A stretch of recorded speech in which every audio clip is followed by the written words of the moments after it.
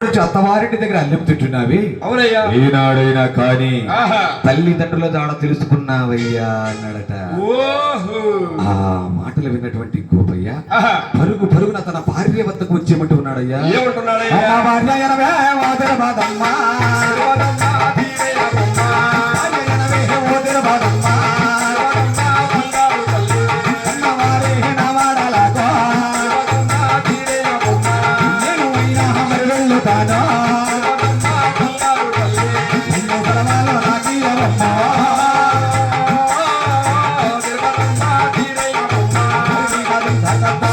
వెళ్ళి సెలవులు ఇవ్వమని అడుగుతూ ఉన్నాడట.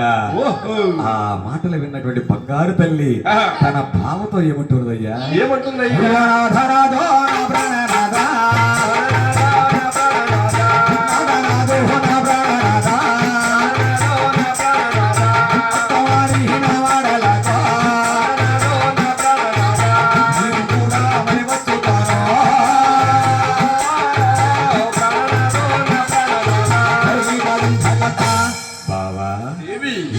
కన్నవారి వాడలకు వెళితే నన్ను నా పుట్టింటి దగ్గర ఉండమంటావా?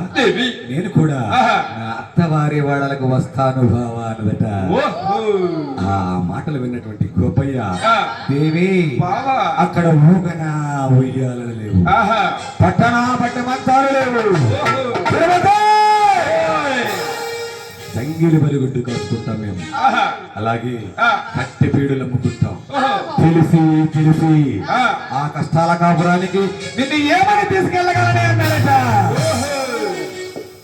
ఆ మాటలు విన్నటువంటి బంగారు తల్లి, బావా దేవి సిరి సంపదలు భోగభాగ్యములు ఉంటే ఉన్నట్లును, లేకుంటే విడనాడినట్ల భర్త ఎక్కడ ఉంటే భార్య అక్కడ ఉండడమే మన సాంప్రదాయం అంటూ ఉండగా ఆ మాటలు విన్నటువంటి గోపయ్య, దేవి అందుకే అన్నాడు మన పెద్దలు భార్యాభర్త అనుబంధం గురించి ఏమన్నారు తెలుసా? ఏమన్నారు బాబా? చెబుతాను విని.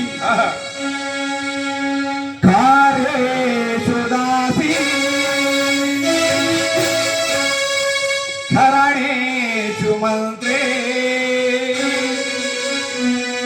భోజేషు మాతా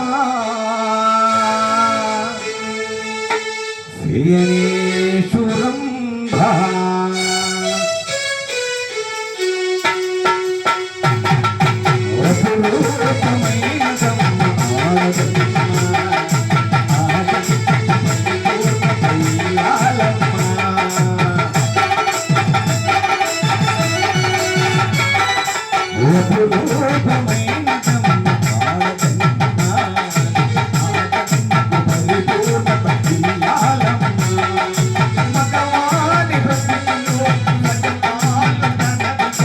జీవితం అంకితం చేయగా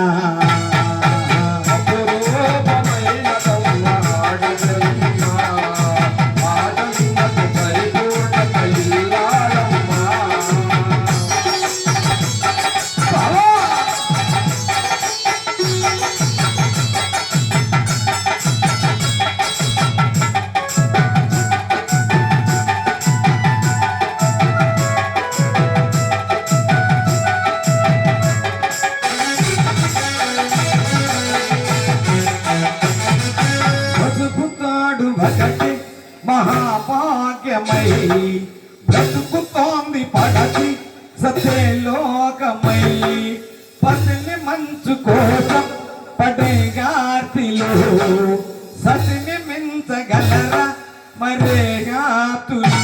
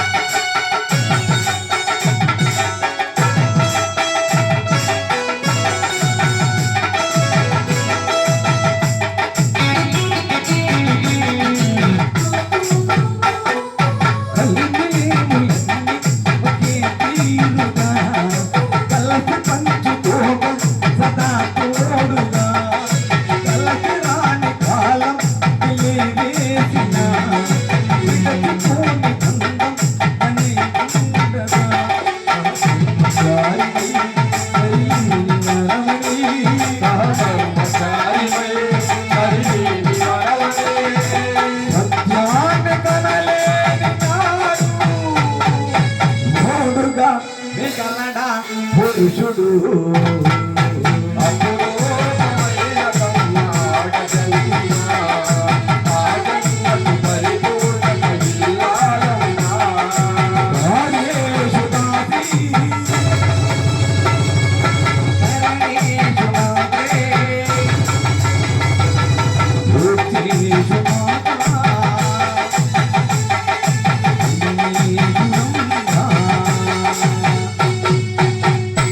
అలా భార్యాభర్తల అనుబంధం గురించి చెబుతూ ఉన్నాడట గోపయ్య.